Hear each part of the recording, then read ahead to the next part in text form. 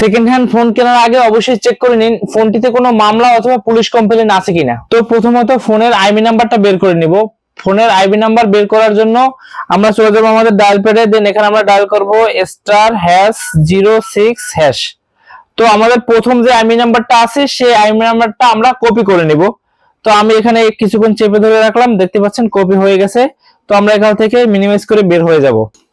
ওকে, তারপরে আপনার ফোনের যে কোনো একটি ব্রাউজারে চলে যাবেন। তো আমি ক্রোম ব্রাউজারে চলে যাচ্ছি। এখানে আমরা লিখবো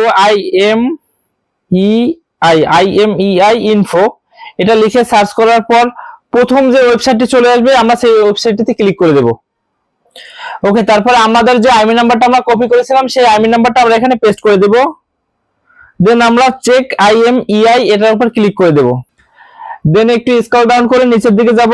দেন এখান থেকে লস্ট ডিভাইস চেক এই অপশনটার উপর ক্লিক করে দেব।